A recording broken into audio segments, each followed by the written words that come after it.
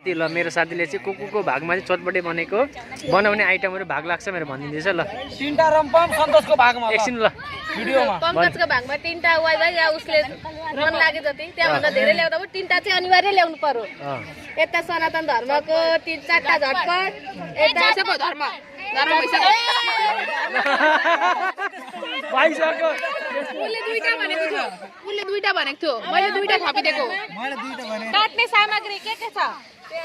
प्याज खुर्सानी आलु हामी ल्याउने।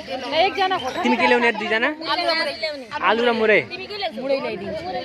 मुरै कोर्स हामीले त के ल्याउनै पर्दैन दिदी दोकान मैले एउटा रम्पम ल्याएर आउनु चार पाँचवटा धेरै मजा आउँछ। सिधै त्यो दिदीले फोन गरेर ल्याइदियो कुनै प्याकेट ल्याऊ मटरको प्याकेट ल्याऊ जल्लाई मलाई चाहिँ त्यही खाना ल्याऊ। बदाम कहाँ खोज्दैन हैन प्याकेट सजिलो सान्दिन। हरियो मटर ल्याउनु त हरियो मटर भुट्नु पर्छ नि काँचो छ होइन भुटेको पनि पाउँछ त प्याकेटमा सानो भुटेको मिठो हुँदैन घरमा लग्दा तिमीलाई फाइदा हुन्छ। 20 रुपैयाँको लग्यो भने यति आउँछ भुटेर ल्याउ त्यही भएर प्याकेट यता के ल्याउने? म आफै आउँछु खानेर। सन्तोषको भागमा के पर्छ? मेरो भागमा नुन। उसका आउँदैछ त भाग। मेरो भागमा नुन मेरो भागमा नुन आउँछ। उले मटर ल्याउँछ या उले ल्याउँछ हैन? मलाई भुट्ने सिक्ने कुरा चाहिँ नलाओ रेडिमेड कुरा ल्याऊ। हैन रम्पम तिमीले रम्पमैहरु थपन गरौ। कति एउटा दुटा रम्पम ल्याउनु। तिमीले के ल्याउनु? मिठाई गाडी धेरै। मुरै चाहिँ 30 रुपैयाँको ल्याउनु 30 रुपैयाँको। 30 रुपैयाँको छोरी हुन्छ 30 एउटा 100 को प्याकेट छ एउटा 50 को प्याकेट। 50 को ल्याउँछ। तँ ल्याइदिनु न एक झोला। हैन भोलि पनि खाजा हुन्छ नि त राखेर। 50 को प्याकेट। यति जना छौं नि 50 कै। अनि त 50 टा झटपट भन्न ल्याउनु भन्दा बरु अरुलाई दुईटा थप्या तर त रम्पम मात्र नल्याउ। त्यसले पनि रम्पम पुग्छ नि 50 हुन्छ।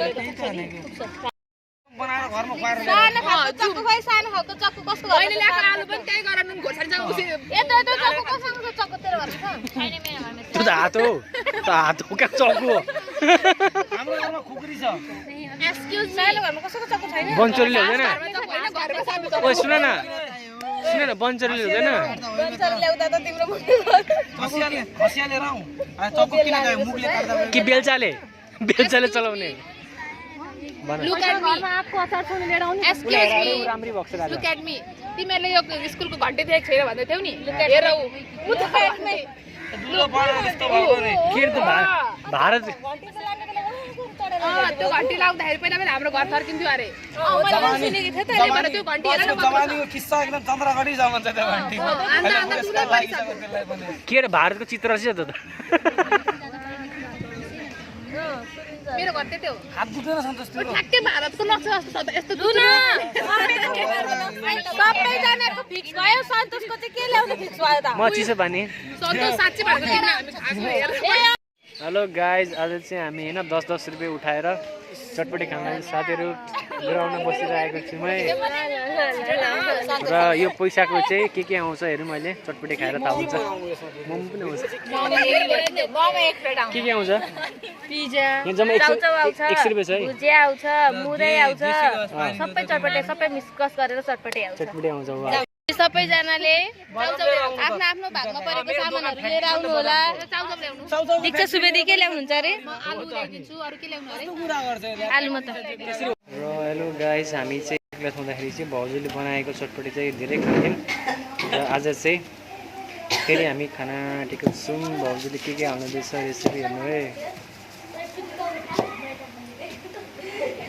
यो गिलो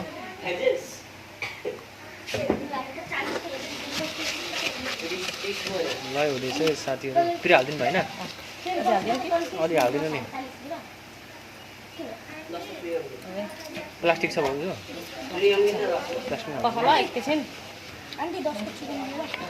चुगम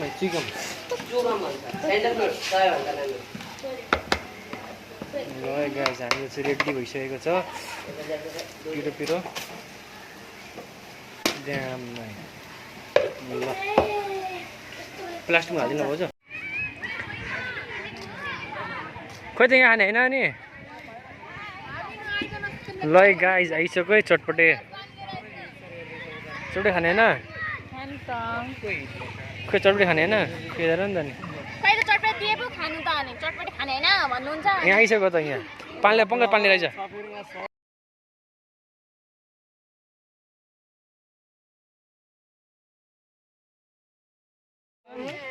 देवी देख्न आएको चटपटे माछा त छैन सक्यो 2 चम्चामा बे गिलो चाहिँ किन बनाएको साथी ल तिनीहरू अहिले मार्ला है सक्यो त बे खाऊ खाऊ एक चम्चा पनि खाँदै गर अरे त्यो पनि अब भाग्यमा लेखेको 3 चम्चा मात्र खाइदिएँ मैले ए गन्दै हुनुहुन्छ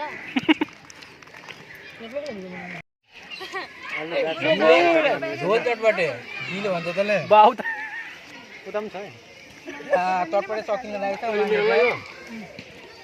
ल गाइस को बोलेको त्यही भएर हिँड्नु भन्न नमानेपछि हात धोएरै सक्यो फेरि उनीहरूले पानी देऊ न उतै त पिरो लाग्यो मान्छेलाई यहाँ मम्मीलाई पनि छ त बोइ चटपटे खाने के छ त्यो म एक चम्ची खाने बसिरहेछु हैन सुक्खा ल्याउनु पर्छ के सुक्खा अनि तिमीले गिलो ल्यायो जान्ने मान्छे त जानु पर्यो नि त अनि के छ मलाई दिमाग छैन मलाई गिलो मनपर्छ गिलो लिएर आइने भगवान एजुकेसन दिने थिए भन न हैन गिलो मलाई गिलो मनपर्छ गिलो लिएर आइने म चाहिँ तिमीलाई भगवान एक चम्ची के भनेको कस्तो खतरा खाइदिएको कस्तो अन्न पनि ननिकालेको कागज चाहिँ मोटे छ आफै त्यस्तै त हो नि यसले गुस्साएर खायो गुस्साएर खायो हिँड भन्दाखेरि मान्दैन त्यस्तै त हो नि गद्दारी गर्छ छुट्टै खाएर आउनु पर्छ